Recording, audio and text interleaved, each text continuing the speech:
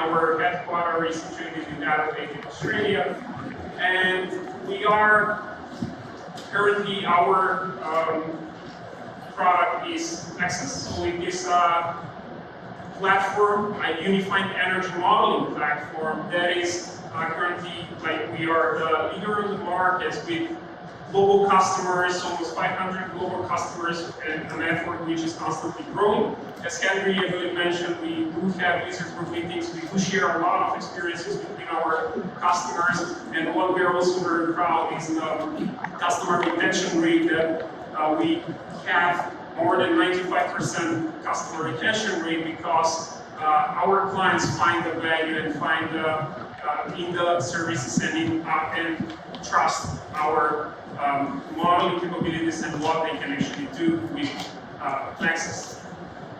So we are experiencing like a very steep growth. I would say more than 30% growth in worldwide, and we are constantly being present, and we are constantly exploring also new markets, and we believe that also the way forward for the energy transition, Plexos is in a very good position to support Korea in this process as well. So in terms of where does Plexos come into the picture and what Energy Exemplar does, here is just some snapshot of some of our customers and the worldwide clientele that we have. So almost all participants in the energy markets, in the energy sector, are using Plexos, and there is a use case, there is something we can support and we can help improve when it comes to the modeling aspect. So from electric and gas utilities, consulting, analysis agencies, so research, ISOs, ESOs, so we have investment, trading, there is regulators, there is renewable developers, manufacturers. So this is just a snapshot of some of our clients as we see around the world that are currently using Plexos and have many different use cases. Like, for example, we can see PGMI, so ISO, so in many different ways, Plexos can be used to set the path forward for the energy transition, whether it's from a planning perspective, whether it's from a market perspective, from an operational perspective.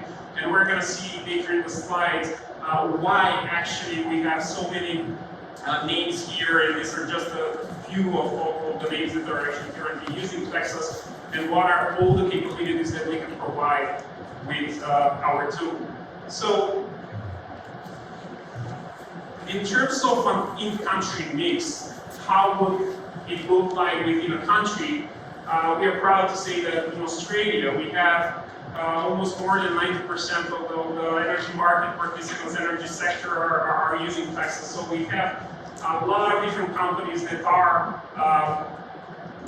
using Plexos, starting with the energy market operator itself. Then there is the regulators, there is the practically the policy makers, there is the operators of the system. So we're talking about regulators, we're talking about federal, state government to oversee the whole process of the market, to see how everything flows and what the companies are actually doing. So there is the utilities across Australia. We have transmission providers, renewable developers, consultants, research, education. So we have Endgame also here with us today, so they will be presenting in the tomorrow session as well. So more or less, Plexos can cover the whole chain across the energy sector. And very shortly, we're going to discuss why and what are all the different aspects that we can do here.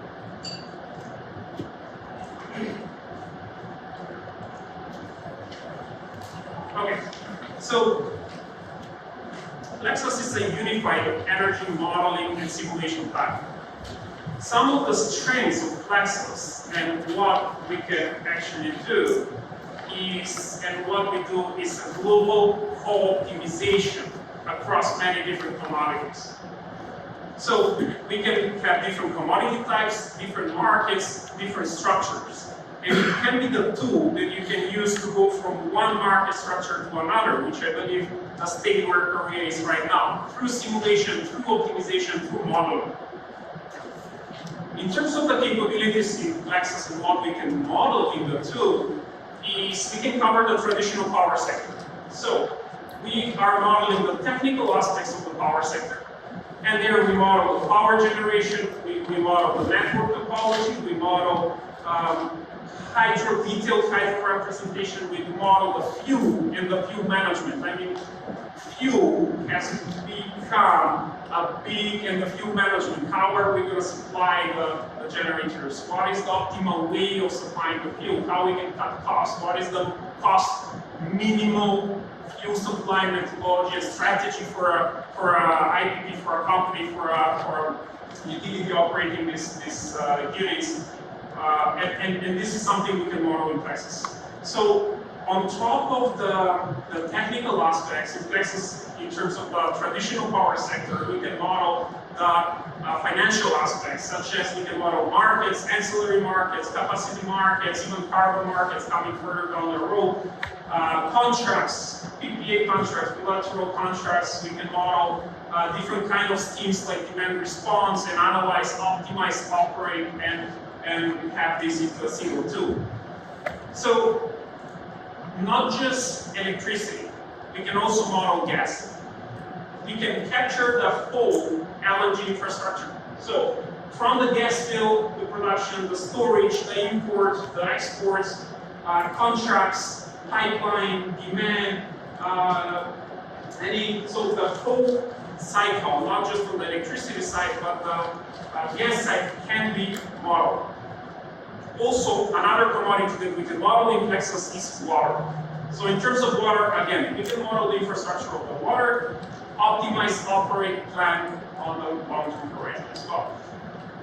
And when we're talking about developments in the power sector, what we come is we need to add some renewable energy. We need to consider how new technologies are going to come into the traditional power sector. We need to add energy storage, whether it's battery, whether it's hydrogen, whether it's something else that we're going to consider as storage. It needs to be there more and more, whether we're going to use it for balancing, whether we're going to use it, even some discussion around black start with storage, right? Because we're going into more renewables. This is something that we can simulate and understand what's actually happening into the system. So, hydrogen. Whether we want to model the electrolyzer and the whole process of the hydrogen and ammonia and different green fuels, or we want to use the hydrogen just as storage, this is something that we can do. Whether we want to use then the hydrogen and mix it with nitrogen, produce some ammonia, have the Haber-Bosch process included into the modeling software, this is something that we can actually do and capture any kind of e-fuel or green fuel technology that can be modeled. And last, there is also, we can model the CCGT plants in great detail. So when we're modeling the CCGT in great detail, we can model the heat demand, the heat supply, and we can do CHP plants, and also at the same time, like optimize the whole cycle of the CCGT and use these heat waves for different purposes, and even have district heat demand being supplied and modeled within the software. So this here gives a very good snapshot of the capabilities and what are the different aspects that we can include on a single platform in a single tool. The advantage and the power of having one single platform is that all of this can be done together as a single model. If we are optimizing the power sector, we can no longer consider just the power sector without considering, let's say, fuels or LNG. I mean, the prices are skyrocketing, right? We need to analyze what are the different ways of supplying this. We need to understand how the storage is going to compensate for some of this pricing, how the market price is going to change when a lot of, let's say, storage or renewables are being introduced. What are we going to do with the duct curve? How are we going to supply, or what are we going to do with the capacity or the synchronous generators? How this is going to look like in the future? How things are going to change? So all of these things need to come together. You need to co-optimize this. You need to optimize this in a single platform and understand how each part of the of the market is reacting to these changes. We can no longer look into just the generation or just the transmission or just the different components of the system, and this is what Plexos can do very well as a global co-optimization tool for the different aspects of the energy sector, of the energy system.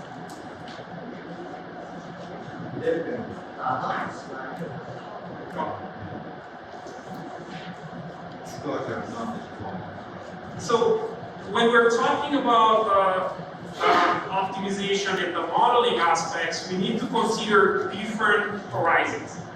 So if we start from planning and long term, we can consider 10, 20, 30, 40, 50 years. Whether it's for long-term expansion planning, for the capital investment, for the build, resource adequacy, understanding how the market will evolve, how the prices are going to change, given different assumptions, how will the energy transition contribute also to the, let's say, we already have some assumptions on the price development of renewables, we have some assumptions on the price development of different technologies like hydrogen as well. How will the market change on the long-term horizon? Like, these are themes that we can model when it comes to the long term. And here we put 10, 20, 50 years, but the horizon is very flexible and you can define your own horizon. So,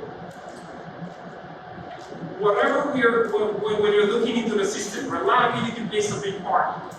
And another aspect is projected assessment of the system adequacy, something we're going to discuss later in terms of what IMO Industry is doing for the market participants to understand the state of the system. We need to understand how is the supply, how is the demand, when do you have peaks, when are you at risk, when do you have, let's say, not enough generation, or let's say, when are you low on your ancillary service supply. So these are the things that need to be analyzed and come into the picture when it comes to the reliability and the resource adequacy and the assessment of the system.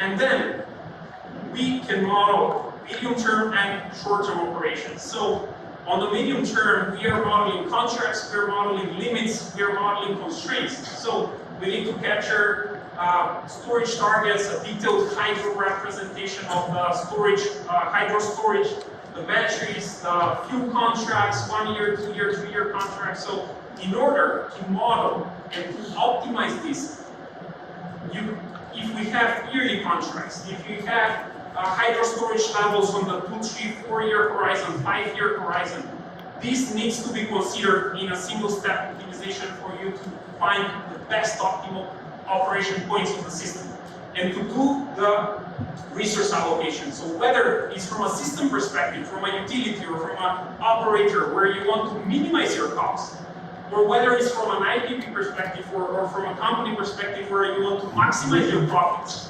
This is what you need and what you can consider with Plexos. So in terms of the operation side, this is where we can model the up to 1 second interval. So we can do 1 second, 1 minute, 15 minutes, 30 minutes, 1 hour. So you can choose your own horizon. And this is where the unit commitment, optimal unit commitment comes into place, the optimal economic dispatch, and at the same time we can do the security constraint unit commitment, considering contingencies, considering N-1 security, considering N-X security of the system. And also very important in the discussion that we are having today is the market. So optimal bidding, clearing, how are you going to clear the participants in the market, like the bids. So we can have a bid-based approach to the modeling in Plexos, or we can have a cost-based, production cost model, cost-based approach to the modeling in Plexos. And as I mentioned previously, this can be analyzed from a system perspective, where we're trying to find the least cost optimal operation of the system, or from a company's perspective, where you're going to look for the most profitable allocation of your resources into the market. As a summary on the horizons is something that we can, in order to understand the market, in order to understand the development, again, whether from utility or from a company's perspective, we need to understand the system on different levels, from the long-term horizon all the way to the operation and the placement of the resources and the generation resources, whether it's storage, ancillary services, market behavior, bidding, portfolio optimization, so planning, budgeting, day-ahead market. Then we also need, let's say from a market perspective, we need to do balancing of the system. So how would the balancing look like? We will have a day-ahead market where we can also be balancing on the real-time market, and also have some kind of analysis where we can do model validation, where we can do historically validate the models, look into the behavior of the models, and have confidence into the future behavior, having validated, having calibrated our models, and being able to do the modeling with high confidence in the in your own models.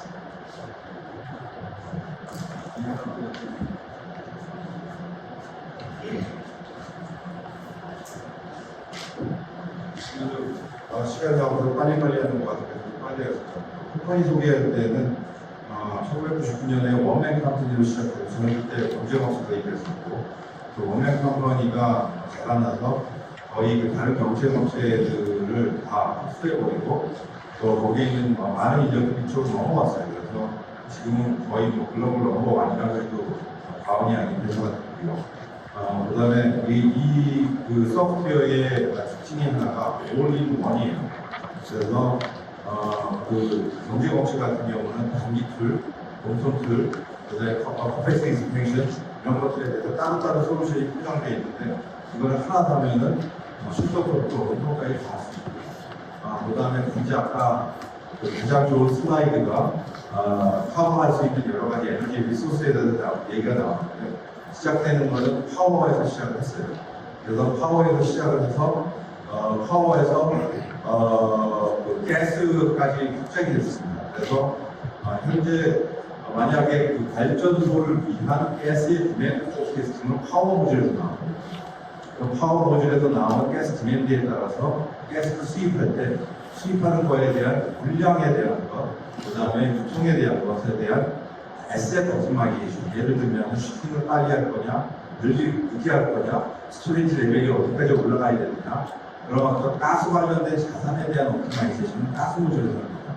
그 다음에 또 최근에 각광받고 있는 하이드로젠에 대해서도 하이드로젠의 에셋의 옵티마이제이션은 가스 모듈에서 하고, 얼마나 가스가 생산이 가능한가, 신재생에서 가스가 생산이 되건 원자력에서 생산이 되건 파워 모듈에서 나옵니다. 그래서 딱 두 가지 상품이 있어요. 플렉소스 파워, 플렉소스 가스. 이 두 가지 상품만 있고, 파워만 사셔도 거의 지금 현재 필요한 거는 다 커버가 되리라고 생각이 됩니다. 또 한 가지 여기 슬라이드에 안 나와 있지만 이 친구들이 갖고 있는 장점이 데이터베이스 구조예요. 그래서 뭐냐면 오브젝트가 있고요. 오브젝트에 각각 프로퍼티가 있습니다. 그 다음에 오브젝트끼리의 그 멤버십이라는 걸로 서로 연결이 됩니다. 아까 그 그림에서 보시면은 컨벤셔널 파워 플랜트를 보시면은 그 오브젝트 안에 프로퍼티가 꽤 상세하게 들어가서 입출될 수 있게 되어 있습니다. 그래서 그 프로퍼티가 감당 가능한 인풋 데이터가 얼마나 풍부하냐가 그 소프트웨어의 강점이거든요.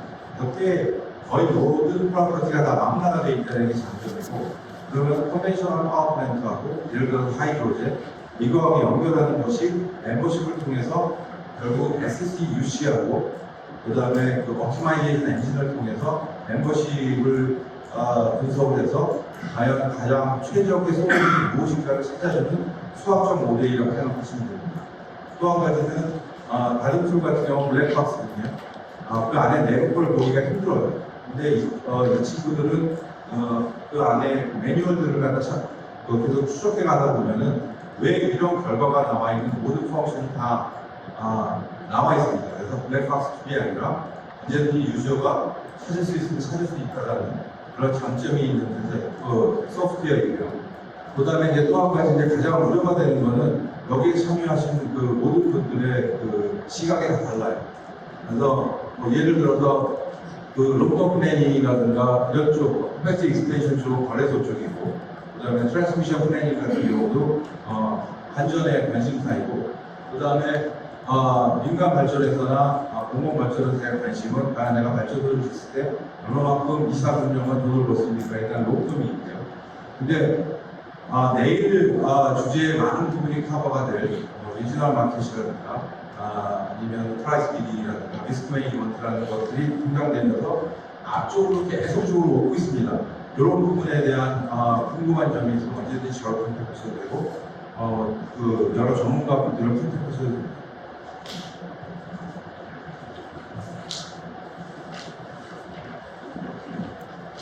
Thank you, Henry. So,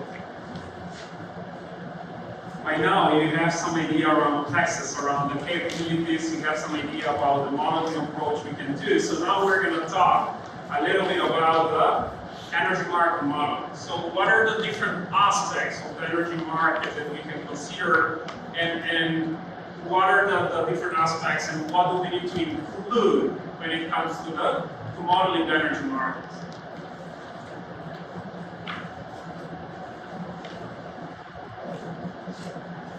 As we know, we can have a different market structure.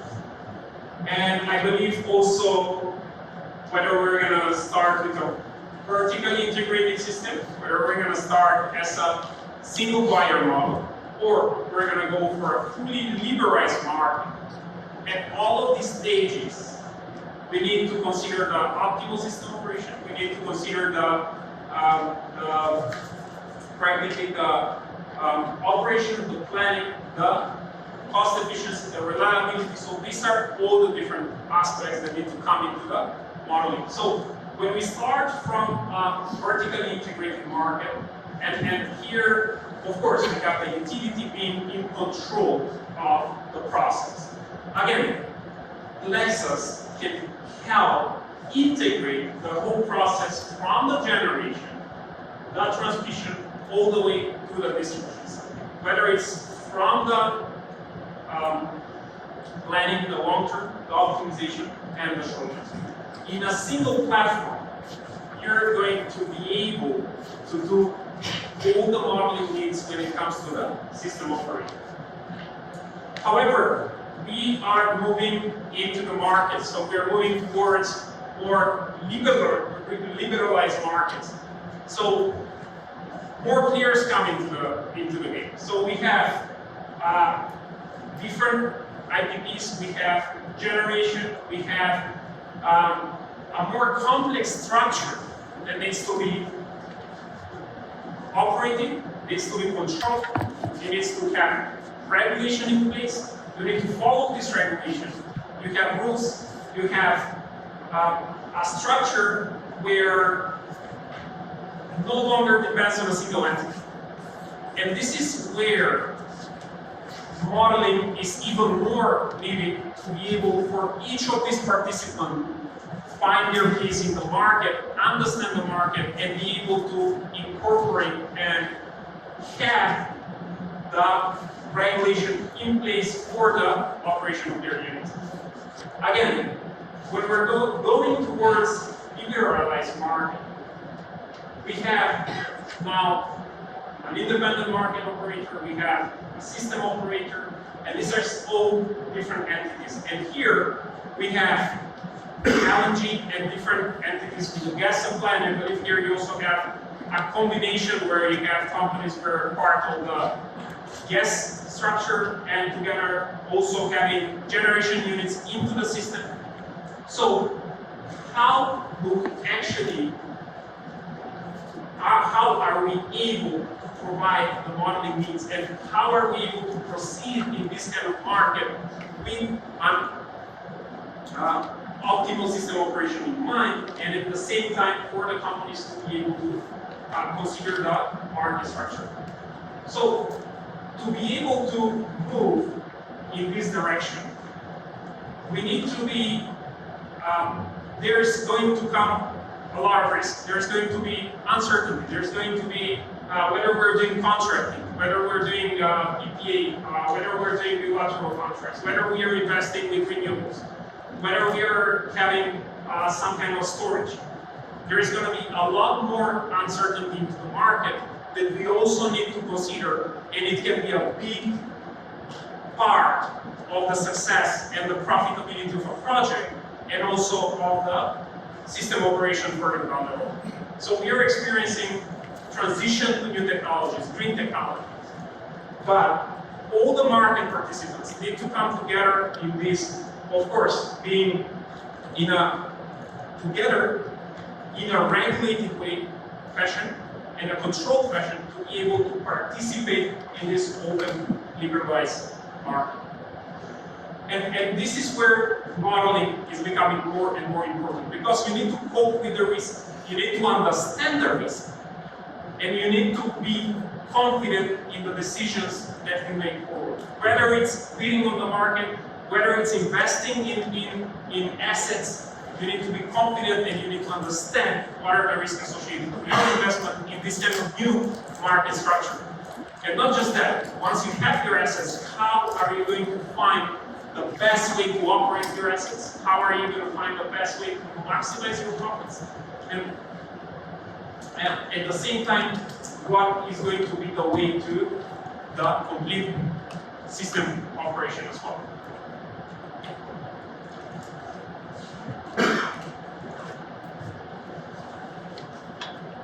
When we're talking about markets and modeling the markets, there are different market structures that can come into the modeling aspect. So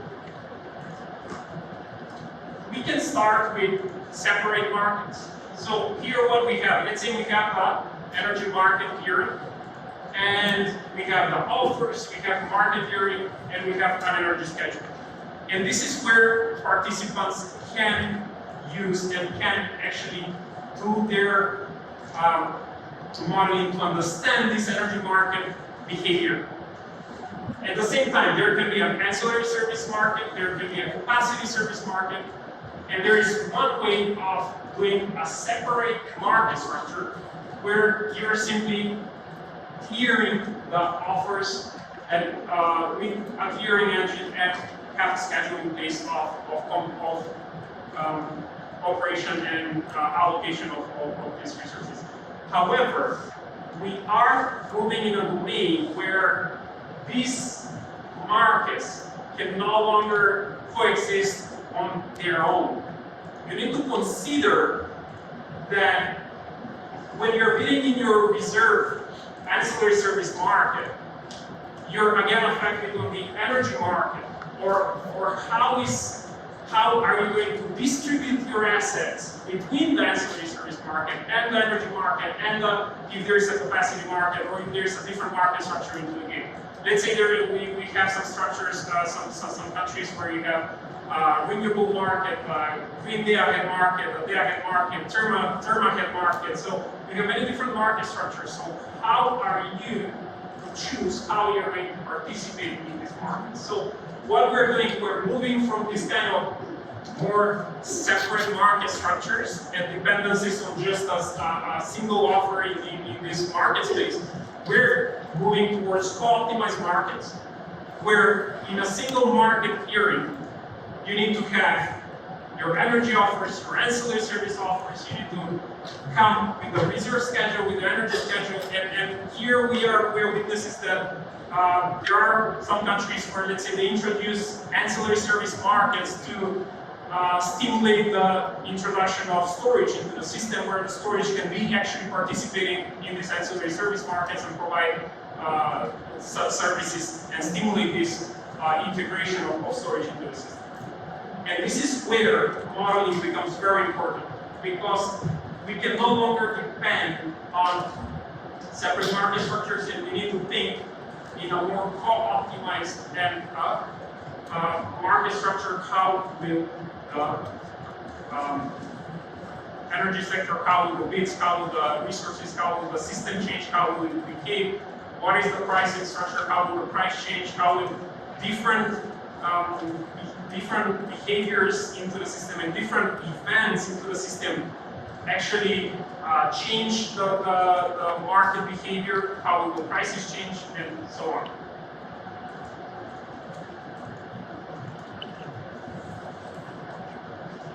In terms of the energy market model, so we have discussed that we need to consider we need to co-optimize the market structures. And here, when we're also optimizing, balancing, and participating in the market structures, a lot of different market structures appear. So we have mentioned the ancillary service market. We have mentioned the capacity market, forward market. So how are these contracts are going to come into the system? So we need to model the, let's say when we talk about the futures of the forwards or the capacity of the ancillary service market. So how will this be, how are you going to participate in these markets given such market structure? So what is the way for you to understand your strategy, to develop your strategy, understand your risk, and move towards maximizing your potential in such market structure? There is the day-ahead market. So we need to have, so in the day-ahead market, we are, of course, binding on the energy, and so we are setting market participants purchase and sell energy and eventually binding day-ahead price.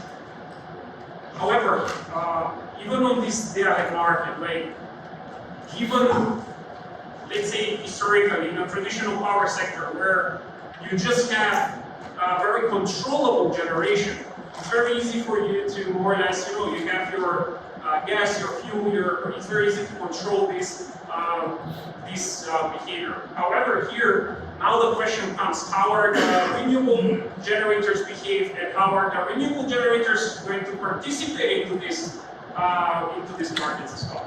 Like, what will the balancing of the market or a real-time market look like given the shift of the technologies towards green technologies? Now, green technologies, yes, we are going towards decarbonization. We're doing a lot of good things with this. However, at the same time, from a system perspective, we're introducing security risk, we're introducing uncertainty, and we, of course, the market structure, the balancing, the real time needs to correspond to this kind of development into the energy sector.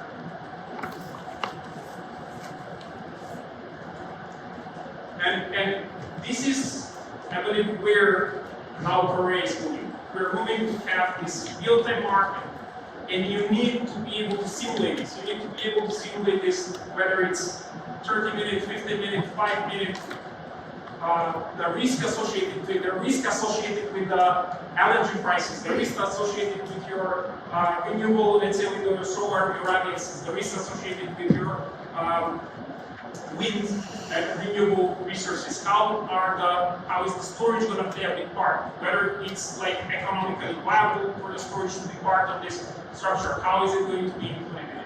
So these are a lot of questions that need to be answered with the power of modeling and of tools such as Plexos that can help you understand, simulate, and make informed decisions.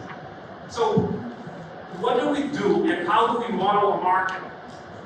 To model a market, we are creating a digital twin of the system and all the participants in the market. So what do we mean? You need to capture how the market looks like and be able to simulate this into a tool where you are going to have your technical parameters. So to be able to do this, you need to mimic the physical operation of the system. So you need to mimic how the system actually behaves. And this is not a simple task. Because at the same time, when we're talking about the behavior of the system and the digital twin of the system, we need to be able to model the technical parameters. So we need to have the flexibility and the capability to include properties and representation, technical representation of the assets for any operating constraints to have a lifelike scenario of your system. So we're talking about regulation on certain generation patterns. We're talking about startups, shutdowns, costs associated to the startup, the shutdowns, minimum stable level. We're talking about practically ramp-ups. Like at some point, with the intermittent energy, the ramping of a unit is going to significantly change. How will this affect your assets? Right? So these are the kind of details that you need to go down into to be able to model the technical representation of the system. Batteries, whether it's the state of charge, whether it's the depth of discharge, whether it's the capacity degradation of the battery, we need to be ready to have this into our sleeve to be able to put it in the model and be able to analyze and understand what's really happening. The economic parameters, as we mentioned, all of these technical parameters need to be followed and supported by the economic parameters to make the cost optimal decisions. So what it means is that we need to have, if we're talking about ramping, we can even associate some cost to this ramping when it comes to your to operating of your units. You can have startup shutdowns. You need to have a cost for this startup shutdown that is going to come also in your. I understand in Korea this will also come as part of the together with the short run marginal cost as well. So these are the aspects that you need to have in your for the model. And whether you have contracts, whether it's fuel contracts, so how will your fuel contracts look like? Take-or-pay contracts, like how will penalties affect the operation of your system? Like every contract, like not every, but many of the contracts come with penalties and certain rules and constraints and something that we need to model and follow through. So how will this behavior change? I think last year it was a very, I would say, not very happy year for many people in the energy sector, but it was a very interesting year of a lot of developments on the LNG and the gas side of how everything changed just in a few months, or let's say in a year, how everything changed in the sector and how it was no longer sustainable to keep going with the current sector, and where many companies experienced a lot of losses because they were bound by contracts because the market volatility was very big, right? So this is where the modeling can help you understand and can help you cope with these kind of changes in the system. This is where the optimization can help you understand and simulate scenarios and have these uncertainties analyzed for the modeling of the system. And of course, we need to have regulation, limits, and policies. So we need to have constraints. We need to mimic and model and simulate the actual behavior by introducing complex regulatory market rules and structures and policy changes and limits when it comes to the operation of the units. So we believe that when you're able to do all of this together in a single platform is when you're going to successfully create a digital twin model and mimic the energy market behavior of the system.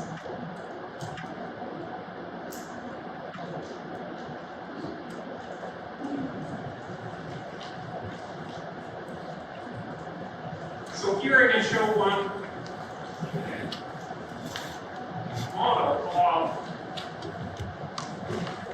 Korea. So we need to understand what are all the participating units. So here we need to also add the generators by technology. So here we see we got hydro, solar, wind, nuclear, coal, gas. So we have all the different generators into the system. We have oil generators into the system, coal generators, nuclear generators in the system. And at the same time, not just being able to represent these generators, but you need to understand their behavior. So you need to see, this is let's say a generator with certain properties here. What is the maximum ramp up, maximum ramp down, what is the maintenance, what is the forced outage scheduling, what is the Monte Carlo distribution of your forced outage rate, what is the maintenance frequency, markups, minimum downtime, minimum uptime. You need to have the, let's see, what is the operational, like fixed operational and maintenance charges, start costs, shutdown costs, low point, what is the heat rate for the fuel usage. So these are what we have discussed about different technical properties that can come into the modeling aspect. So this is just one example.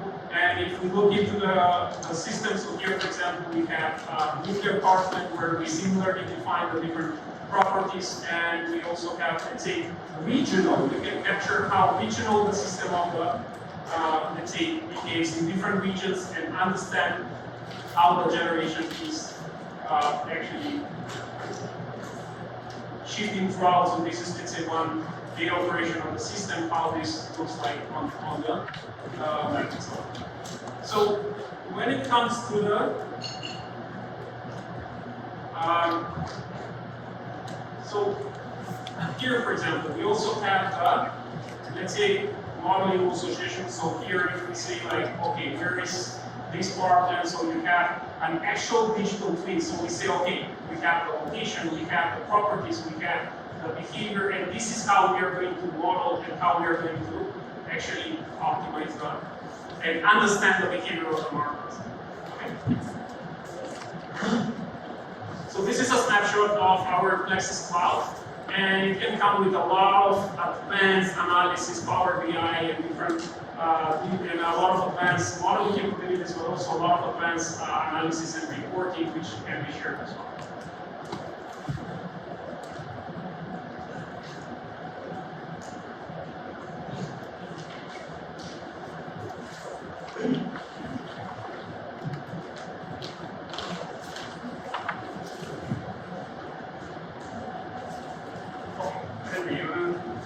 Do a very short recap.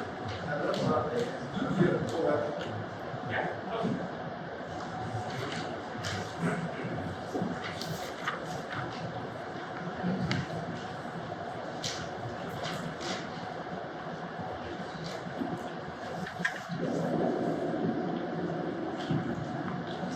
Okay, so modeling the energy sector, we need to have a digital twin of our system. And when it comes to the digital twin, we have shown Korea with all the generators and all the different properties and how these will actually form your cost structure at the market. Like what is the total generator, what is the marginal generator, what is the cost associated with the operator of this operation of the system. So these things can be well understood once you're able to have such model to run your simulation and to understand the market behavior.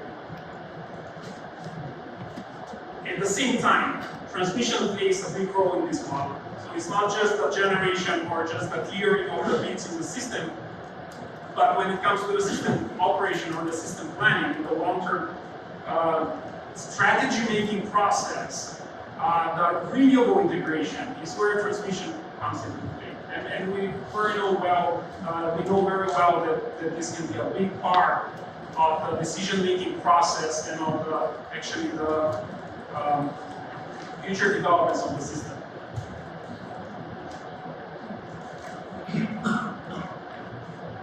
When it comes to the modeling of the transmission, there are different ways how we want to capture this. And there are certain reasons why we might want to consider the different aspects of the transmission modeling. Dante will be talking also later a little bit more about this. I will capture some details, but we're going to talk more about the ISP and actually what does it mean, whether we're going to go for a regional, whether we're going to go for a zonal, whether we're going to go for a nodal representation of our transmission. These are questions that need to come when we're actually doing the model. And neither is right and neither is wrong. It's just the modeling approach appropriate to what you actually want to capture in your model. Okay. So in terms of transmission modeling, what we can capture is, again, the different regions. We can capture different nodes. We can capture different zones. So let's say we can split Korea in regions. Within the regions, as we show here, we have region 1, 2, 3. We might also have different zones of operation of the system. And at the same time, we have all the nodes that are represented into the system. So then there is the regional interconnection. There can be a zonal interconnections. And there can be the full complete system when it comes to the transmission model.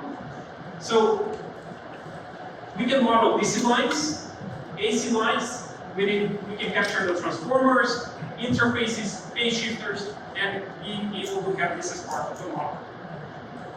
And this is where, depending on what we want to analyze and what we want to capture into the system, we might want to go for a full nodal representation of your system. You might want to go for a regional representation with the interconnecting lines between the regions, or you might want to consider a combination of a regional or a zonal representation of the system. And one aspect here is that the complexity of this kind of model. Like we have seen that in Korea, we have so many generators we have shown, like nuclear, hydro, gas, oil, and then there is renewable. So we have so many properties to actually capture this as a digital twin, capture this as mimic their realistic behavior. And now, if we include the transmission into this system, and this transmission will come with a powerful study, which powerful that will be needed and required for the modeling. The complexity of this kind of system is going to be something that we need to consider as well. And this is why there is a decision that can be made to go for a regional, for a zonal, so that we can have a simplification of the modeling approach that we are actually able to solve with today's computational efforts and availability. So we have significantly grown in terms of how much we can do with our computers, right? But we're still not all powerful, so we need to sometimes make modeling decisions of how we are going to be able to solve this. And this kind of modeling, for you to be able to capture and choose whether you're going to do zonal, whether you're going to do nodal, whether you're going to do regional, and the capability of having a very detailed control over the simulation settings is something that is going to help you a lot in the process.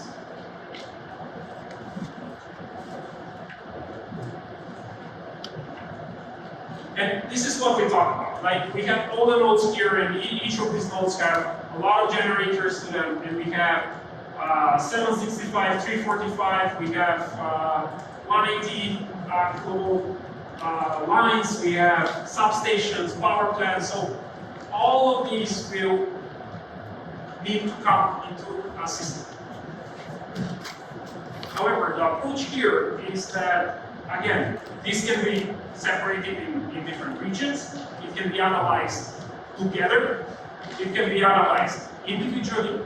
You can, let's say, have a modeling of Korea, but then you can, let's say, have one of these regions analyzed more in depth as a region itself, with representing the interconnections of this region. You can have a regional analysis with implementing different flows between the regions. And here it's where you have the flexibility and the capability to make this kind of modeling decision.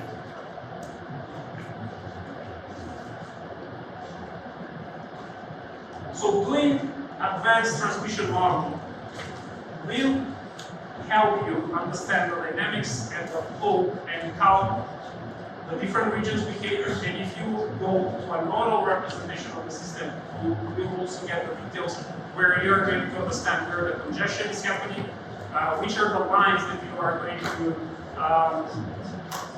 which you have overloading, which are the lines that are going to be considered, let's say, on a security constraint and -1 operation that are constrained as, let's say, at risk of overcapacity, or where do we have the limitations, whether it's between the regions or as well.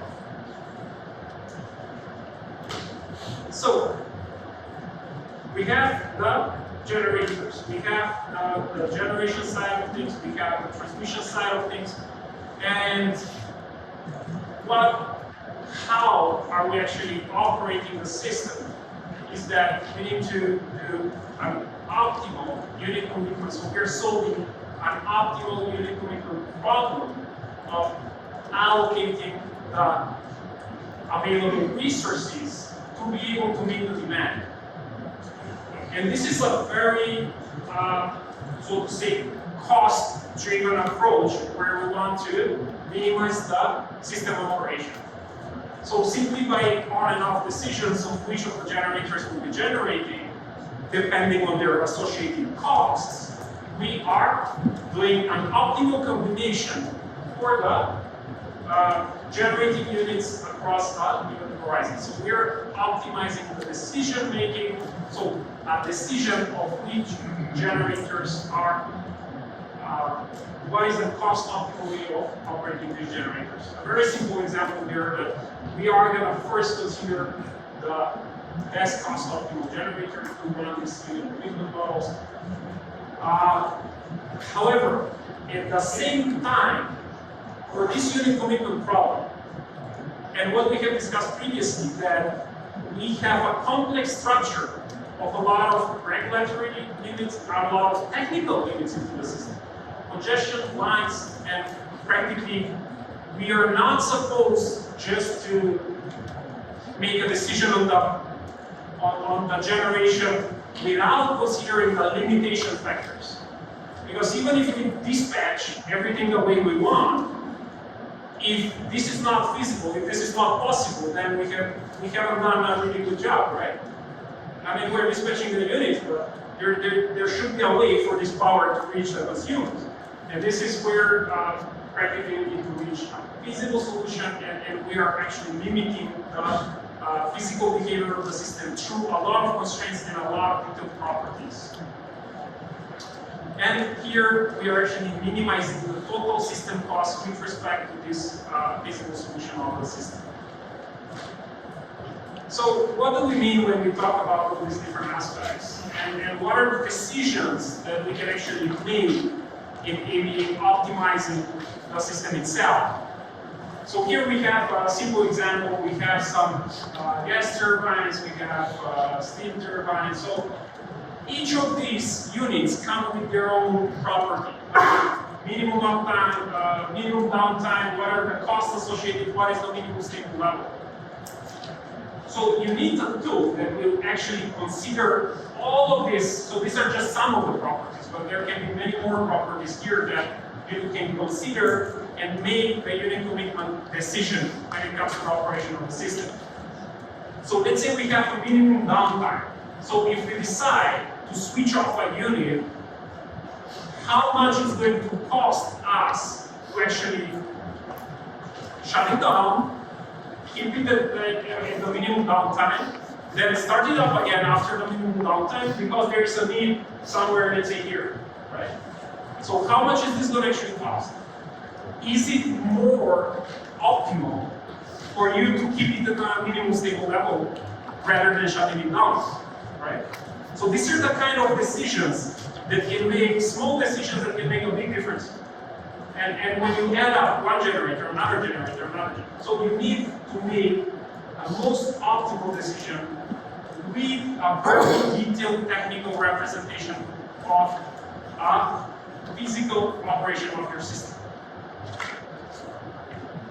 So again, for example, we say that, okay, based on the minimum downtime, based on the cost of the shutdown, based on the cost of the startup, based on the ramp-up costs and all these things that can be part of the model, the minimum uptime is where we are going to be able to make the most optimal decision in the operating of the systems when it comes to the unit commitment.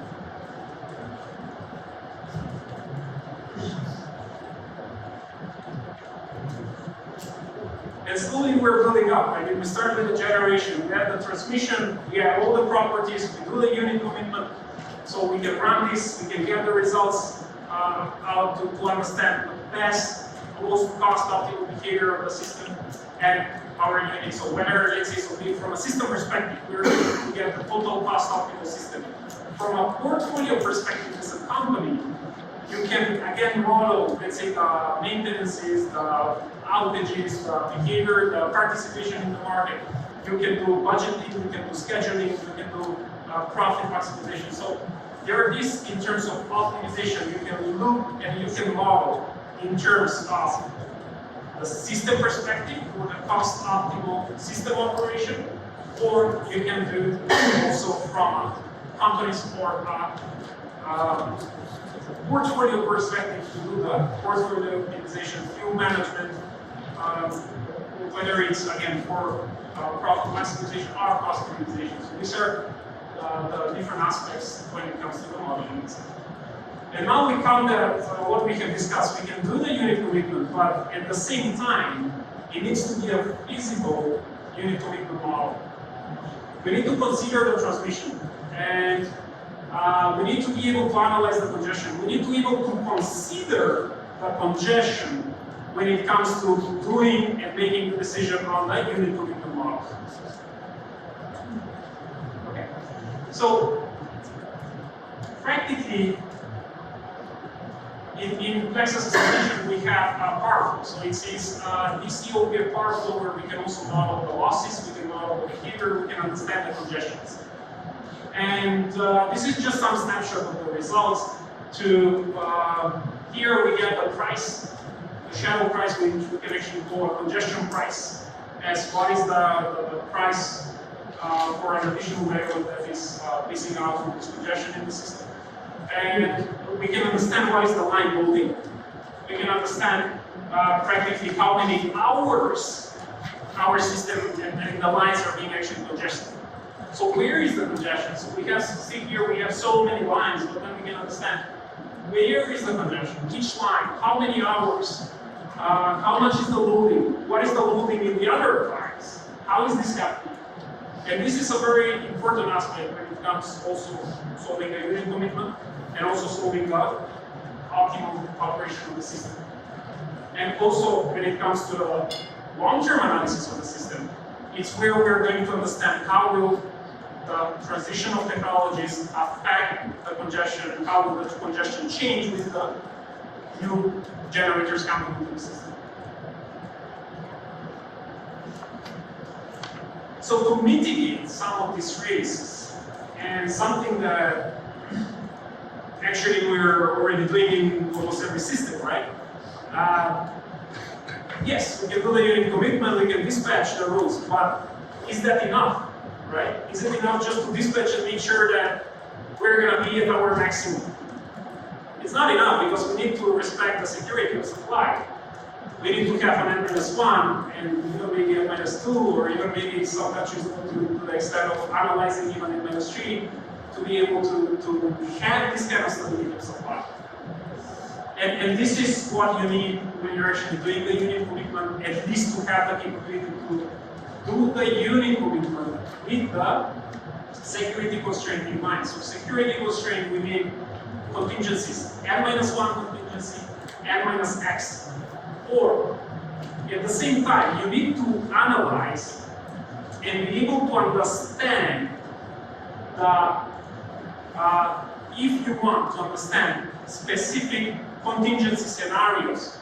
Like, let's say you need to have the flexibility to go and make a combination of contingencies that are very specific to your own system. And this is something that you can do, as I mentioned, whether it's a -1, -2, -3, whether it's like a event, let's say like we also have this kind of chain of events that might result in some kind of behavior in the system, right? So these are the kind of, this is the kind of flexibility that you need to have when it comes to modeling, analysis, unit commitment, as well as understanding the market behavior and doing your decisions into the system. And here, this is a snapshot of the line loading from the unit commitment without security constraint unit commitment. So here we have without security constraints, so we're not considering any N-1. We are just trying to get the most optimal system operation. So when we try to get the most optimal system operation without considering any kind of security constraint, this is what we get. We are maxing out, you can see here at least, it's not a very big system we show here, but at least we're maxing out maybe 30% of our lines or 40% of our lines, because this is where we can find the most optimal operating point, right? And this is the best combination of dispatching the generators to be able to supply the demand and have this cost optimal unit commitment decision. However, if we introduce the security constraint, we need to consider that when we're at 100%, what if one of the lines trips, or something happens, or a generator, or something happens? What are we going to do then? We have no slack, we have nothing, we have no space to act on any kind of contingency in the system, right? And this is why security constraint unit commitment is very important. Because now you see, look, now we see that here we're maxing out a lot of the lines. Now see what happens when we're actually doing an N-1 security constraint unit commitment. So what's happening here? Here we are saying that the contingency or the outage on any of the lines should still give a feasible solution. So we are practically introducing an N-1 security constraint that the system will continue operating at the limits given outage of any of the lines. And this is why we have this difference. I mean, we have maxing out the lines without the contingency, and here we have the practically the N-1. And you see that here we have a lot of slack. You see from 100%, we have a lot of slack. In case some of the line trips, we are able to compensate and be able to shift the dispatch around to be able to quickly act and have the flexibility of the security constraint into the system. Okay? So this kind of capability is also, as we said, not just the unit commitment, but security constraint unit commitment can be also a very important aspect when we're doing the total, when we're doing the system operation.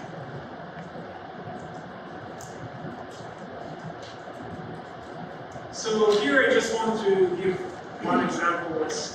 We have talked about contingencies, we have talked about congestion, we have talked about the security constraint unit commitment, and one example in Korea, and I think that is currently also a big problem, is let's say, okay, one very specific example, congestion, right? Like we have a lot of wind, we have solar, but this is how much transmission capacity we have, right? And this kind of let's say,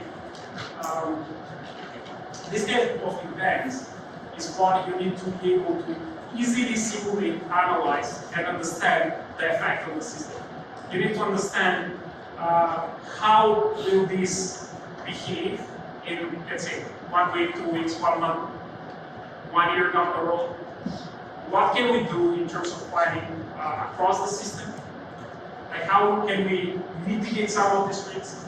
Like, to make decisions, you need to have the right tool to model, simulate, and cope with the risks, and then at the same time find the best cost optimal solution for problems like this one or many others that appear into the system, and be able to understand how the system behaves, how the market changes, what's really happening, and be able to cope and deal with this problem. Before we continue to get in, the next session, few slides that we're going to talk about AEMO is exactly this. Like they do this kind of analysis where they let the participants know what is the state of the system. So they, by law, they are obliged on the 15th of every month to provide analysis of the reliability assessment of the system. We're going to talk about it in a few minutes. Before, I want to show you like an example of, again, on the cloud, just for you to get some understanding about the system itself and how this may look like in the system. So let me just move the cloud here and show. So this is another complete network we have with some transmission. Here we have also energy supply. So here we have energy. So we have energy terminal. So this is like an energy terminal that is supplying to the generators. We have solar generators. We have so we have here all the different technologies. So we have a lot of batteries. So this is a new candidate for the long-term expansion. But then we have existing candidates here. Let's see.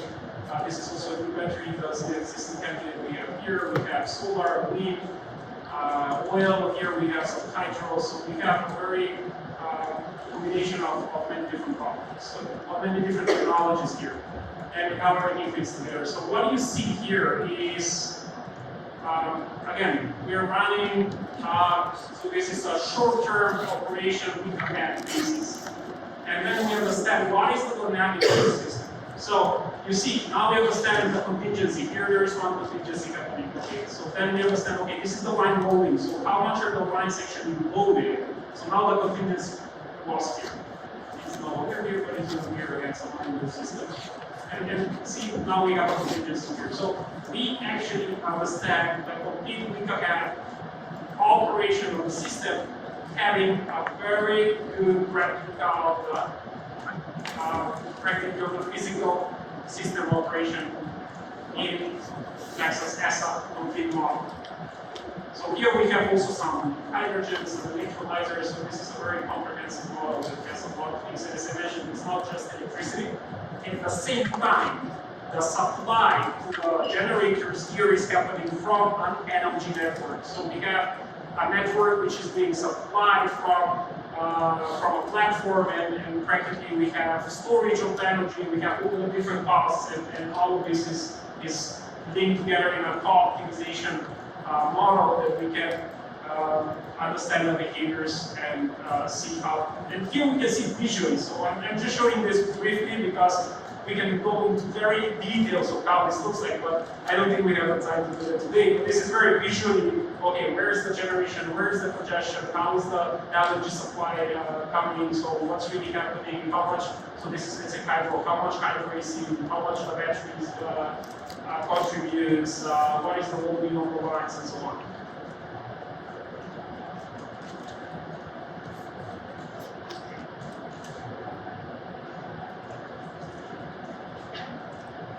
Okay, I think Henry will give you maybe a few minutes, very brief summary, and that will be your session.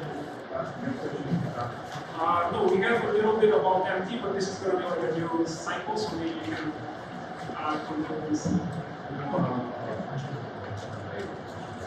later, after all. 지금까지 소개한 거에 제가 가장 우려하는 것은 뭐냐면 제너레이션에 대해서 어떤 모델링이 하느냐, 트랜스미션에 대해서 어떤 모델링이 하느냐, 이런 걸 그냥 쭉 훑어왔거든요. 이렇게 보면은 마치 보면은 ISO인 KPX만이 관심사인 것이라고 보여요. 그래서 지금 가장 우려가 되는데 여기 IP도 좋고, 딜코도 하고, 캡코도 하고, 그러면은 이 친구가 보여준 일련의 시리즈는 사례예요. 제너레이션과 트랜스미션.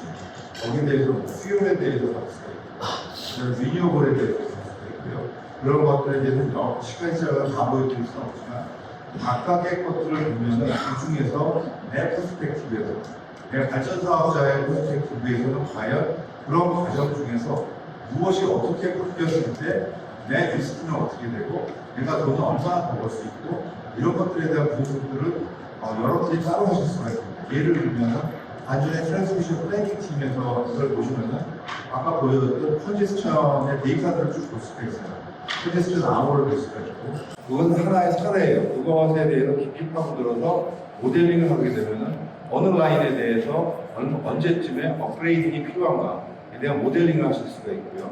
또 한 가지는 뭐 예를 들어서 곧 언제인지는 아직 확정되지 않았지만 리얼타임 마켓이라든가 프라이스 비딩이라든가 이런 것들이 한국에서 소개되었었을 때 각각 아까 보여줬던 플렉소스가 할 수 있는 데이 어헤드 마켓 혹은 훨씬 전에 호라이즌에서 할 수 있는 모델링 그 다음에 리얼타임 모델링에서 만약에 이게 5-minute 디스피치가 됐었을 때는 내 발전소가 얼마만큼 램프업, 램프다운이 될 거고 얼마만큼 자주 꺼졌다 켜질 거고 이런 거에 대한 메인터넌스 코스트라든가 내가 프라이스 비딩에다가 프라이스 스택에 얼마만큼을 더 애드해야 되는가 이런 것들에 대한 분석들은 다 내 퍼스펙티브를 봤었을 때는 이 일련의 쭉 과정들 통해서 어떤 것이 내 거에 대해서 영향을 미치는가에 대해서는 그 목적 함수를 가지고 분석할 수 있게 됩니다. 그래서 그런 부분들은 짧은 시간에 다 말씀을 드릴 수가 없으니까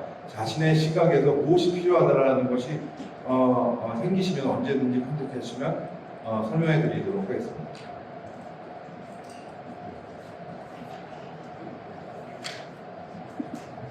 Thank you, Henry.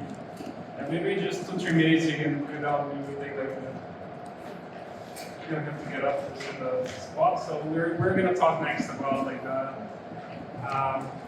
Australia. So how actually Australia is doing this reliability. So.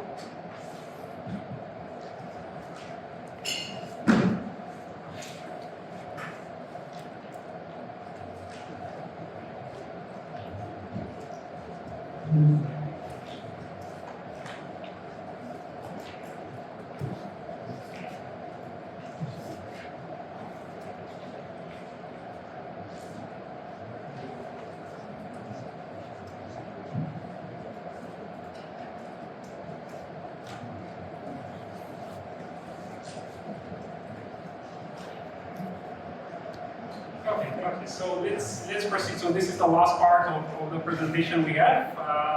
We have about half an hour left. Maybe we will have some time for some 2-3 questions in the end. And this part here, we want to just share how Plexos is being used in Australia for the system adequacy and supply, practically system security and supply adequacy. And this is something that is being done by a market operator in Australia. And the purpose of this is actually that, as we mentioned, there are a lot of developments. There is like, we have a lot of forecast on the demand, we have a lot of forecast on the renewables, right? So we have availability, and in Australia, for example, they're also phasing out coal. There is like constantly like things are happening as in any other energy market, right? It's same as Korea, right?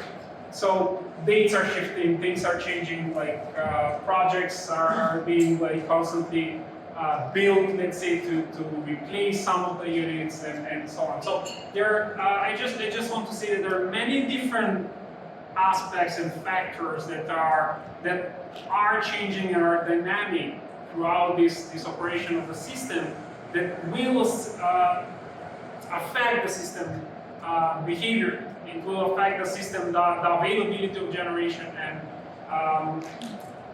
AEMO, what they do, as I mentioned previously, they are obliged by the 15th of every month to provide a medium-term project assessment of the system adequacy and a short-term assessment adequacy of the system. So what does it mean? Before I go into the details here, so what does it mean is that they are providing practically the state of the system for the medium term. They are looking into 2 years horizon. So they are simulating daily and weekly for 2 years horizon on the medium term to understand, as what we say here, identify and quantify potential reliability standard breaches. So assess the regional system capacity, performance, network capability. So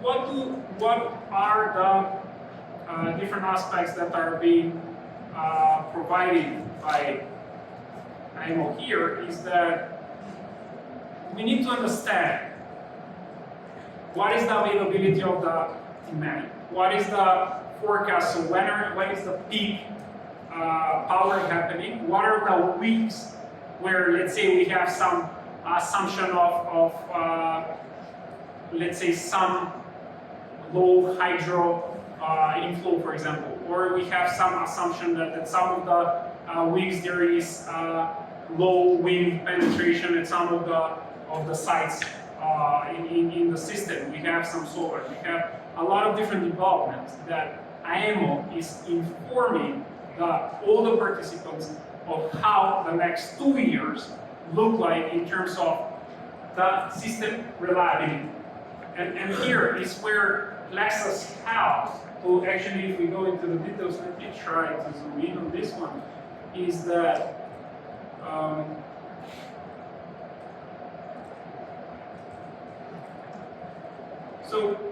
before I zoom in on this, it's that we are doing a reliability run. So the reliability run will give you, again, any reliability standard breach for these next 2 years.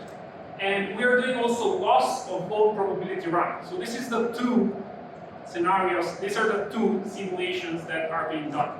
So the loss of load, so first, we want to understand the overall reliability and performance, and then we want us to assess days with risk of load shedding. So we want to understand what are the weeks of risk, what are the days of risk, and then we get more detailed information about these particular days with the risk of load shedding. So these are the two different models that AEMO is running and sharing with the market participants.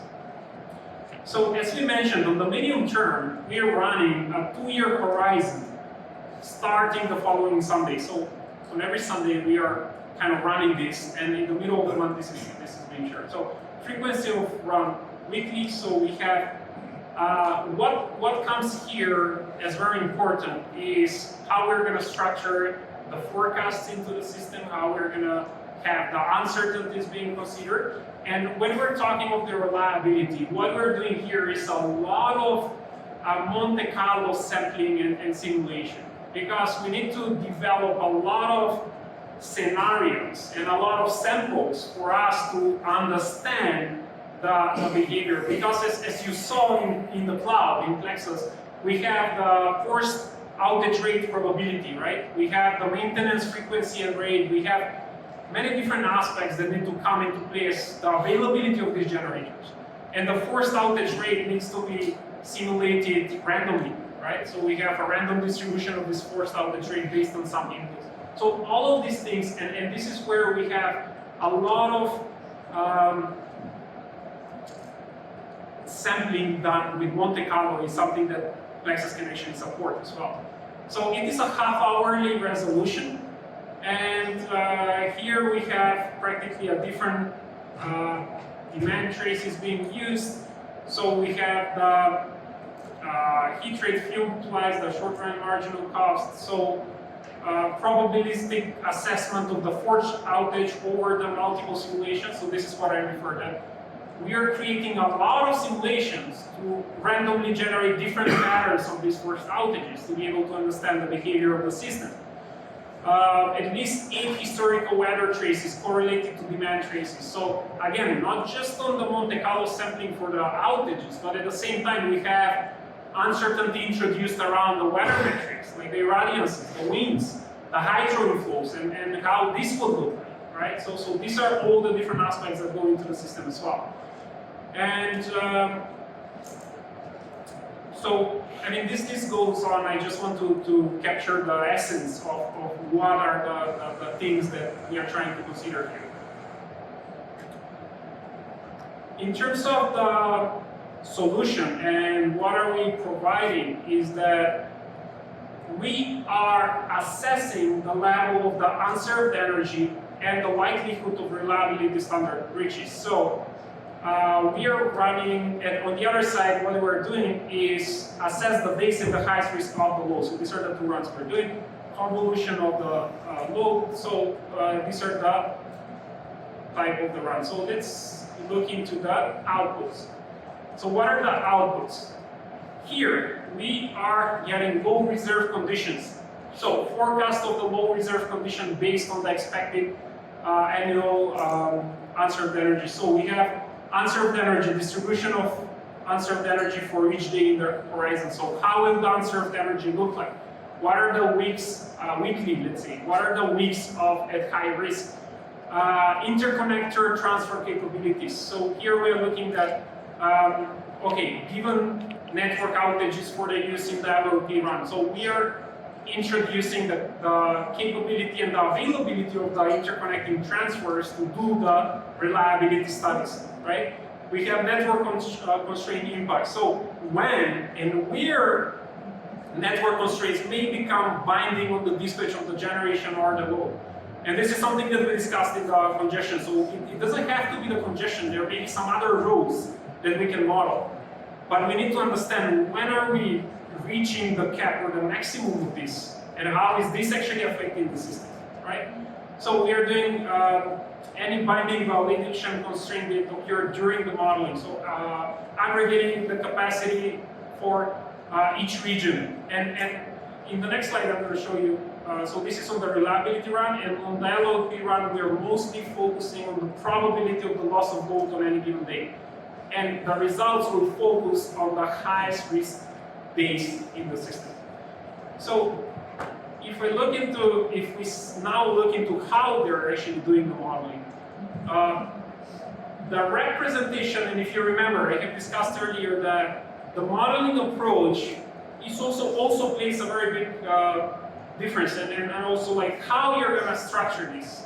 How Australia did it, IMO did it, is that the regions or the states have been represented by a regional reference node that takes all the generation and into account. So we have the generators connected to the regional reference node. So we have hub and spoke model both between market regions here interconnected. So as you see here, as I was showing previously on the transmission modeling aspect, is that here it has been decided that we're going to do regional interconnection study for the effects of this reliability study. Okay? So we have thermal stability and energy constraints to be achieved by the overlaying constraints equation onto the market-based model. So this is where the interaction between the different markets come into play. So what are some certain rules and how this interaction between the markets come into play. And this is simply the representation of this medium-term projected assessment of the system adequacy.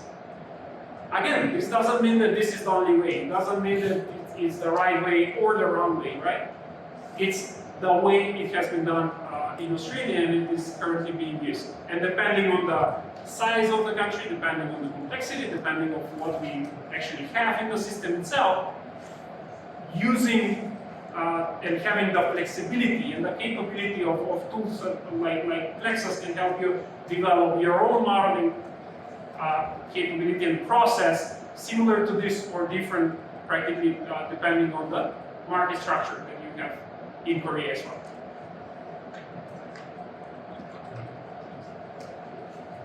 So here what we have is that as part of this reliability run, we are assessing the level of unserved energy and the likelihood of reliability breaches. So we have at least 1,000 simulations are conducted for each year of the reliability assessment horizon. So what I have just discussed before as well on the previous slide is that, see, we're considering a lot of scenarios. So we have at least 1,000 simulations being run for each of these runs. So we have a lot of different scenarios. We have at least 5, and in the previous one we saw at least 8 reference, at least 5 years with 8 samples each, and so on and so on. Simulations we have with at least 100 with forced random outage. So you see that here, just splitting this into the probability of exceedant demands of 10%, 50%, and all the different combination of simulations and weather reference years is bringing a lot of complexity, and that's why you need to have a powerful tool to be able to simulate this. As from a system perspective, to be able to run this and be able to actually publish it every 2 weeks, 2 3 weeks, or every 15 of the months to be able to provide this kind of information to the market. So here, the loss of load probability run. So in terms of the loss of load probability run, again, we need to determine and understand which days are most at risk of load shedding, right? So here we are running each day for the 2-year horizon. So if the previous was like a weekly run, here we are actually running each day for the 2 years, and then we can analyze and select the days at risk of this load change. So what are the assumptions? Again, we have, as you saw in the second previous slide, there is a lot of correlation and a lot of data from this reliability run that actually comes into this loss of load probability run in terms of the assumptions, in terms of the sampling, in terms of what we will do with Monte Carlo and with the simulation itself. So we are considering high demand and low intermittent generation condition occurring on that day. So for each day, we take the worst case scenario for the weather, and we take the, again, worst case or the peak for the demand. So we see how the system is going to behave if we have a peak, but we don't have enough weather or, let's say, radiances or wind speeds to supply some of these ones. And here, okay, we are not considering the hydro limits, and this one is, again, up to 500 runs, one case only. So again, this comes as what I previously mentioned, that there is a lot of processing going in the background in terms of the sampling and the randomness of this model to be able to run. But this doesn't mean to scare you to say that, and one of the reasons why Plexos is being used for this is that it's very simple to set this up. So whatever you see here, it's not like a manual work that you need to do each step and all of these things that you're gonna set up 500 cases or things like this. So this is set up through a coordinated, let's say, process or approach in a single platform to be able to run this kind of simulation. So very similar. I would say very similar to the, if you see here, the difference from MT to the ST is, I mean, the difference between this study is the short-term projected assessment of the system adequacy. And it is a very similar process. The difference here is the planning horizon. So previously we were looking at 2-year planning horizons. Now we're actually looking at each of the days for the market operation in the 3 weeks planning horizon, or also we have like 6 days on hourly intervals or 30-minute intervals, and here we are actually adding the evaluation of the reserve requirements. So here we're looking into the ancillary service. So and you see, like, if you compare both, like if you compare the MT and now we're going to the ST, you see that here we are reducing, we're no longer at 2 years, but we're increasing the complexity. And this is the kind of the modeling approach and the flexibility you want to have in a tool. Because we're going now, okay, what is a reasonable way for us to solve 2 years, right? Now we're saying, okay, what if we bring this down to, for example, 2 weeks or 1 week or 3 weeks? Okay, now what else should we consider and what's important to consider for the short run market, right? And this is what we're actually doing. We're solving 2 years with less complexity. We're reducing it down to much shorter short run to increase the complexity, like the ancillary surveys, the more detailed system operation, hourly 30-minute or 15-minute operation, and be able to have the report in a more granular, more detailed fashion being solved, considering the resources needed for the solution of this problem. And similar to the MT PASA, but here we have higher details and shorter horizon. So here I'll just quickly go through what we have as practically. This is the process. So we have the load forecast, reserve requirements, network constraints. So, and the participants are also providing inputs, right? So we have unit availability, we have unit energy availability. So depending, if we do a short run, then this is available for the week ahead, or let's say 2 weeks ahead. So the ST PASA process, we are doing assessment of regional low reserve condition. assessment of regional lack of reserve levels. So these are what we say, like, okay, we're increasing the complexity in terms of the simulation. And so we are gonna understand the load forecast, the reserve requirements, network constraints information, congestions, transmission availability, capacities, forecast, reserve levels, reserve conditions, so aggregate unit availability, PASA availability, and here we are saying, okay, the interconnection limits, transfer capabilities, and practically with this information, you have a very good understanding of how your assets come into the market and the behavior of this market.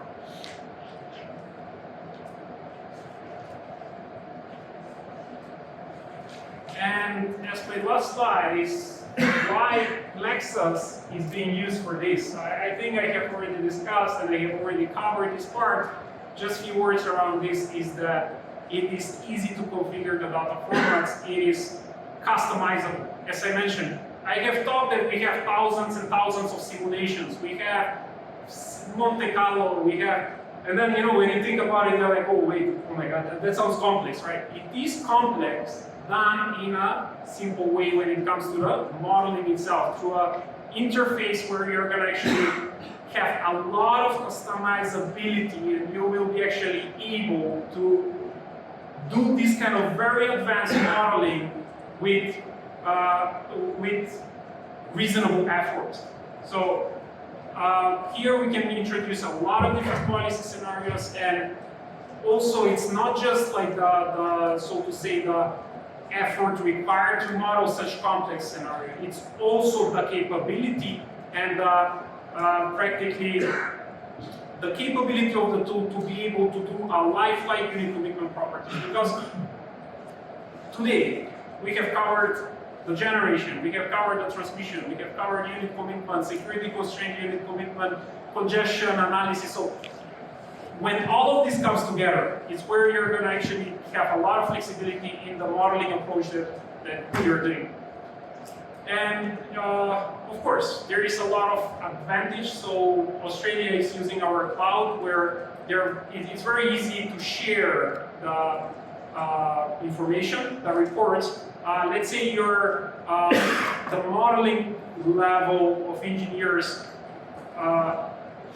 that are actually doing the work, can also, all stakeholders can be involved, and this can be sent to a higher management in a very easy, very understandable and very, let's say, fashion with using Power BI reporting and advanced reporting, charting, and all of this also plays a big role, because everyone at a different level needs to be involved differently in the modeling and also in the analysis, right? And this is what we can help do as well. So we can do sequential, parallel simulations. We have practically a very powerful engine that can help deliver and have a state-of-the-art modeling when it comes to the future developments in the energy markets and the energy sectors.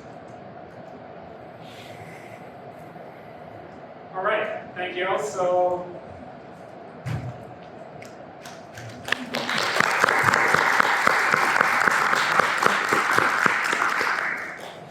Henry, maybe a quick translation, and then we can also have Q&A. I think we have some 10-15 minutes. If there are any questions, like we can cover. Thank you.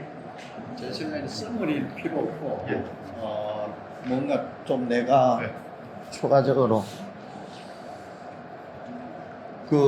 좀 명확하게 해야 될 부분이 하나 있는 것 같습니다. 우리 한국 케이스 스터디 한 거 있잖아요.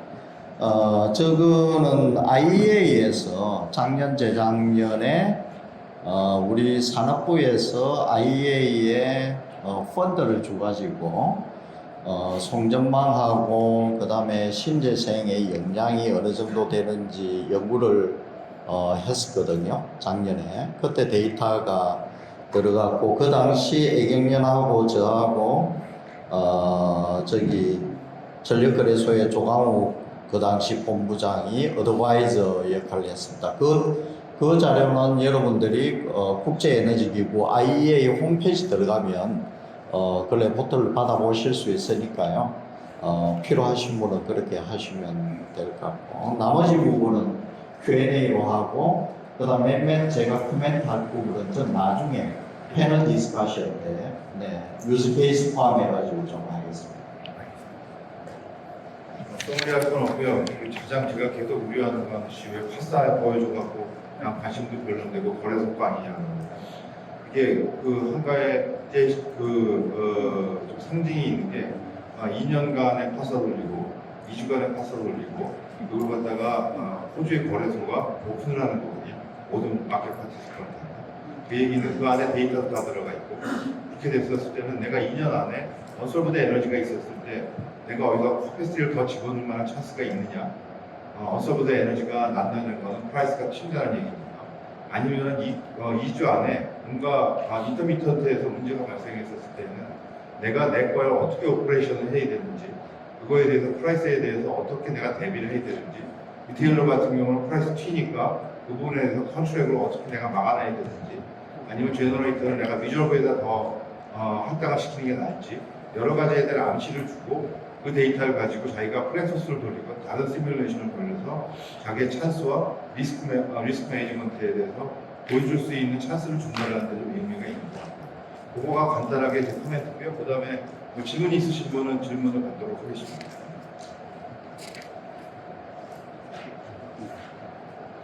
브레이크를 원하시는군요. 알겠습니다. 감사합니다. One question.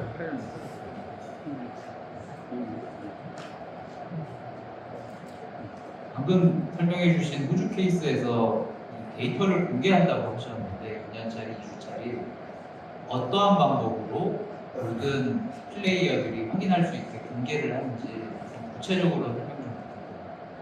As far as I know, there is many of data released from the AEMO to the market participant with the Plexos data set, ESOO in case, but this case is 2 with the PASA 2 year, PASA 2 weeks.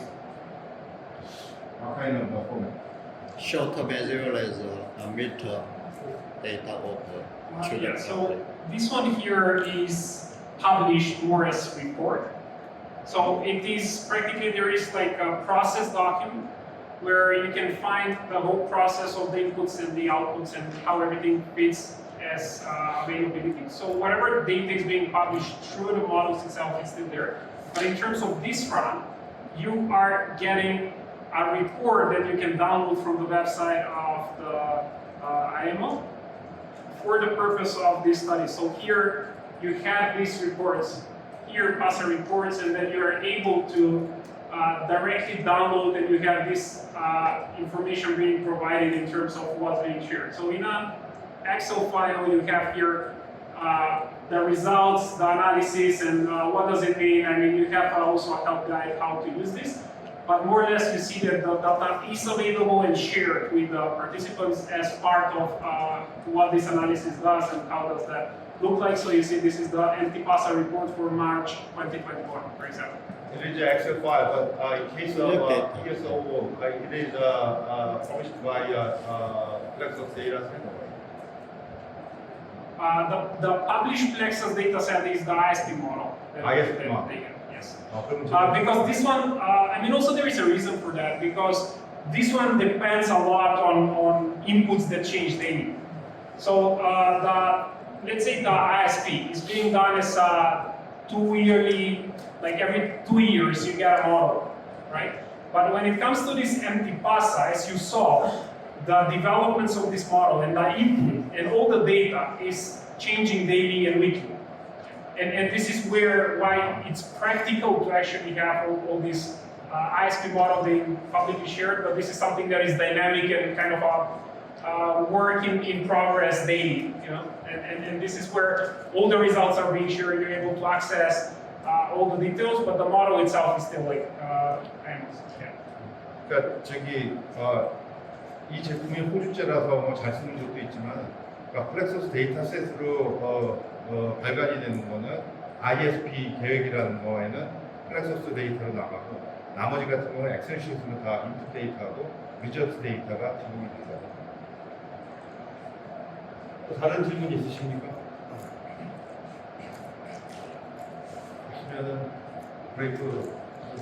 Okay, thank you very much, everyone. Feel free to come and talk to me, talk to Dante, Henry. Like, we'll be very happy to engage in more discussions. So, thank you very much.